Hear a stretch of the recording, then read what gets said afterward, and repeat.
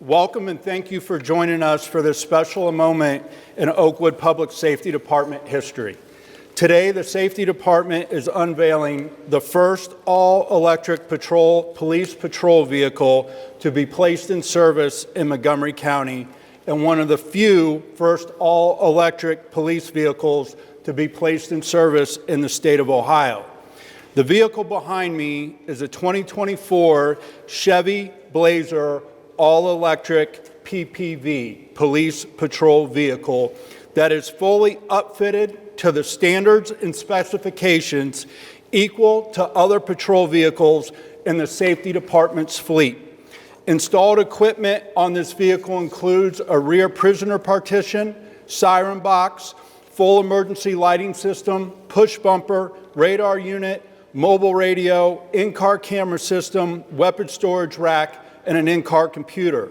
In other words, this vehicle is upfitted as a fully functional police patrol vehicle that will be out on the streets patrolling daily. The question that is often associated with switching from gas-powered vehicles to an electric vehicle is the anticipated cost savings. While the exact dollar amount of the savings is not yet known, and won't be for a few years down the road, what is known is all electric vehicles have an overall operational cost per mile significantly lower than gas-powered vehicles, and savings is also achieved in areas such as energy costs and common maintenance items such as brakes, oil changes, and air filters. Additionally, police vehicles when on patrol spend a tremendous amount of time idling when in comparison to other vehicles on the roadway. So even when considering the electricity used for charging, electric vehicles have a much smaller carbon footprint than gas-powered vehicles. Tailpipe emissions from long periods of idling are essentially eliminated. As such, the Safety Department is proud to implement this amazing vehicle into our fleet as we move towards a sustainable future. If anybody is wondering, keeping the vehicle charged and ready for patrol will not be an issue. With the Blazer's estimated range of just less than 300 miles on a full charge, the daily driving associated with patrolling the streets of Oakwood and our 2.2 square mile community is more than sufficient to handle the department's needs. When a charge is needed, the Safety Department has installed a level 2 electric vehicle charger, which is capable of easily recharging the vehicle in just a few short hours. Finally, today would not be possible without many individuals, and there are several people in attendance I would like to thank. I want to begin by recognizing Tim Benford, who's sitting right here, who is an Oakwood resident and the past president of Drive Electric Dayton. It was Tim who initially brought this idea to now retired city manager Norb Klops and myself back in January of 2022 about the possibility of implementing an all-electric vehicle. From there, over the past 3 years, I've had numerous email correspondence and conversations regarding the vehicle that's behind me. Throughout this process, Tim was very helpful in sharing articles and information regarding other organizations that have made the transition to an all-electric vehicle. Tim, your correspondence was much appreciated and greatly assisted me in my research. Most importantly, to Mayor Duncan and the rest of council, thank you. Because simply put, without your support, this isn't possible. Thank you for all your support and of the department and our initiatives from every member of the organization. It is truly appreciated.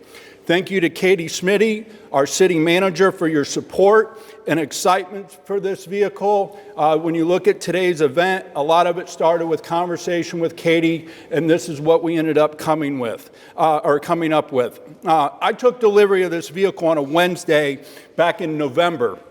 And Katie and I had a meeting together the next day, and she said to me, "We're driving the electric vehicle, right?" Absolutely, boss, I think was the only appropriate response. So she was excited for this moment since the time we took delivery of the vehicle, so thank you very much.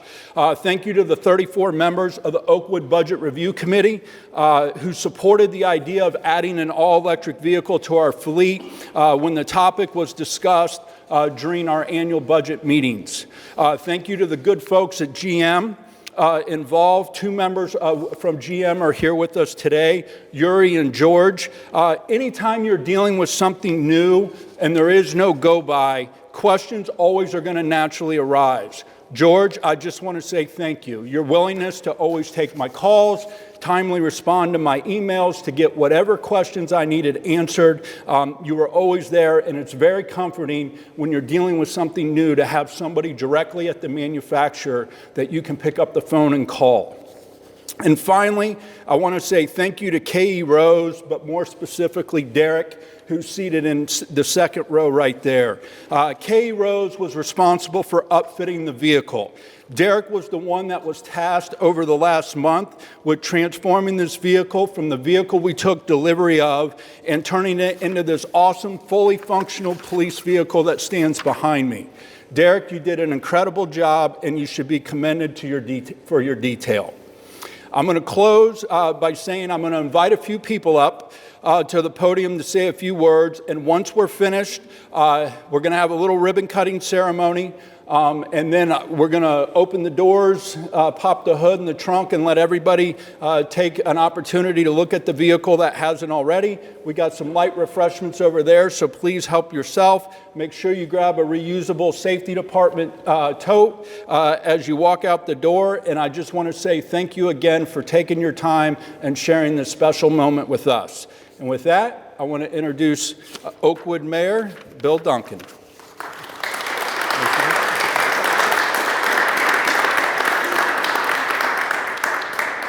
I want to take his speech and start over again. No.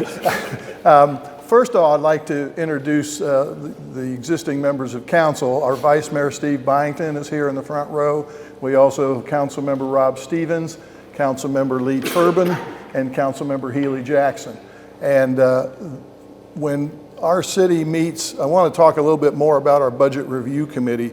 We have a unique operation here that we have 8 voting precincts in Oakwood. We pick 4 members from each voting precinct, so get a diverse representation of the city.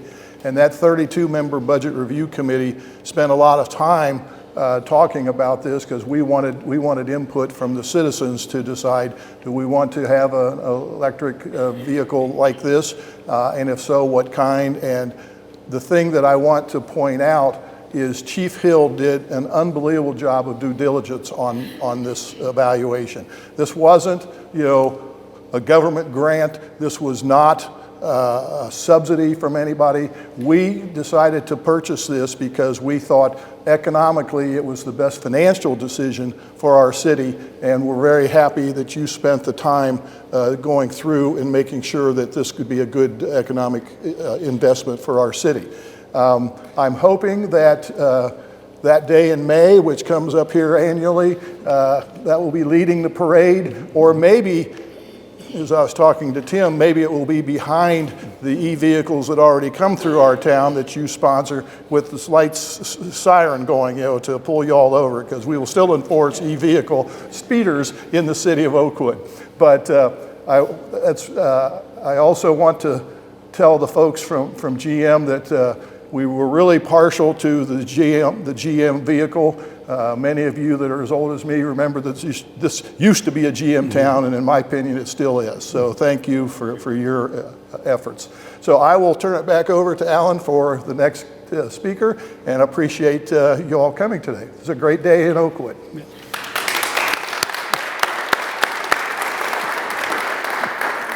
Next, I'm going to invite Chris up from Drive Electric Dayton. He's the vice president of the organization, and he's just going to tell you a little bit about what they do. Sure. Thank you, Alan. Good morning. I've decided that I want to make a career change. I want to be a police officer and EMT. This is way too cool. You guys are going to look great driving around in this. My name is Chris Selleck. I am the VP of Drive Electric Dayton, which I want to tell you about in a second.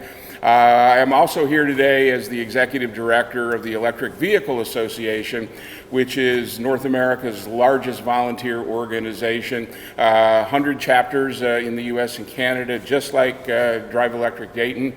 A lot of folks with Tim's passion and interest in EVs, and want to congratulate your city, and I want to deliver on behalf of our members who are all EV owners. We don't sell cars, we drive them, we help people learn about them.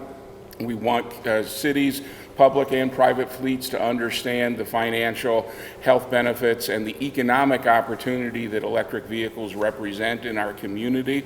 And I want to make sure to share a couple of points with you. First is, the mayor mentioned this being a GM town. There at one point was an empty auto factory right near here that today is back in production, where glass is made that goes into electric vehicles assembled in this country. That's one example of how EV manufacturing, from final assembly all the way down to through the tier suppliers, it remains a vital part of our economy. It's the way our families, the way our neighbors, the way our communities pay our mortgages and our taxes. So EVs are critical to Ohio's future. That's number one. Number two, for your community, and this is why I wanted to come today and applaud what the city of Oakwood is doing, is this vehicle represents certainly a test drive to understand the opportunity the EVs represent.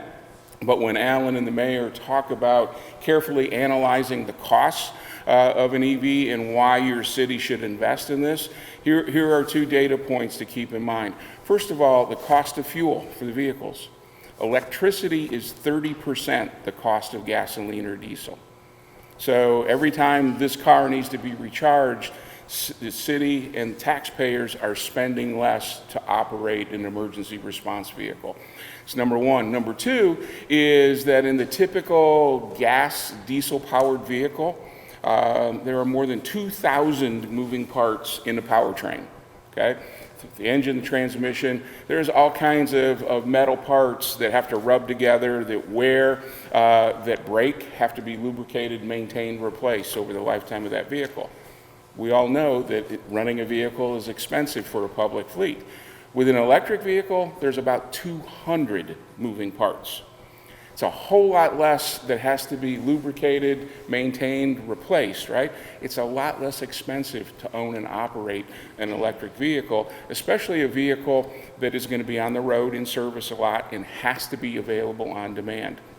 They're just more reliable because there's less to break on them. So it's a really smart investment by your city. We're excited to see you do that. I know Tim, our founder and former president, has been whispering in many of your ears for several years to help encourage you to do that. Thank you, Tim, for doing that. And thank you to the city of Oakwood for investing in your future. So way to go. Thank you. No, appreciate it. I'd now like to invite Yuri up from General Motors to say a few words about their electric vehicle program. So, thank you very much. Yep. Well, definitely everybody has done their homework here, so I don't have very much to add to that. But Mr. Mayor, Chief, executives of the city, officers, residents, thank you very much for the opportunity to share with you this important event. My name is Yuri Tello. I'm the Government Account Executive for the North Central Region of General Motors.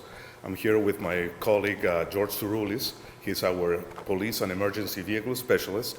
He's a retired officer from the Sterling Heights Police Department, very knowledgeable, a lot of experience on policing activities. Great resource for anybody who's starting to go into these vehicles or even our Tahoe or Silverado PPVs. A few years back, I was involved in the development of this vehicle. So personally for me, it's a very important moment when I see this vehicle being deployed into service by police departments in different cities and agencies. The Blazer PPV, like the chief mentioned, is the first police pursuit rated electric vehicle. It passed the Michigan State Police and the California Highway Patrol testing earlier last year. But it's not the only vehicle that we have. General Motors has committed to develop electric vehicles for fleet customers, especially government customers. And so we have other vehicles like the Silverado electric vehicle, the Blazer non-PPV EV, the Equinox EV. We have a full-size electric van called the Bright Drop van, and we're committed to continue to develop this product in the future. We'll be able to offer hybrid options. I don't know if you are familiar with the Chevy Bolt that we had until about a year and a half ago. We're going to launch a new version of that vehicle with the new platform that we've developed. And we will continue to offer these vehicle choices for customers in general. General Motors is here to support our customers, and you have our full commitment that will be behind our vehicle in terms of service, parts, and anything that you need in your journey to electrification. So looking forward to getting feedback on the use of this vehicle once it's on the field, and thank you very much for this opportunity. Thank you. And Yuri, it'll be in service later today. As soon as we're done, we'll put it out on the streets. Lastly, I want to invite City Manager Katie Schmitty up to say a few closing remarks. And like I said, when Katie's done, I'm going to move the podium. We'll do a quick ribbon cutting, and then we'll let anybody that wants to look at the vehicle, they can look at the vehicle. So, Katie. Thank you all for being here today to celebrate this exciting milestone in our community. Everybody's presence here today signifies the collective effort, dedication, and vision that have brought us to this moment. In addition to City Council, the Budget Review Committee, Drive Electric Dayton, and GM Evolve, I want to take a second to say thank you to our staff. Thank you for all the time, effort, and energy you've invested in preparing for this event. I know Chief had numerous phone calls, and we all know how that trickles downhill, right? If Chief has something to do, everybody has something to do. So there was a lot of hard work behind the scenes today, the setup, that ensures moments like today are seamless and their dedication doesn't go unnoticed. We're incredibly fortunate to have such a passionate and dedicated team, so thank you to all of you. Today is a testament to what we can accomplish when we work together with a shared vision. Thank you again to everyone who made today possible. Let's continue to move forward together for a brighter and more sustainable future. Thank you.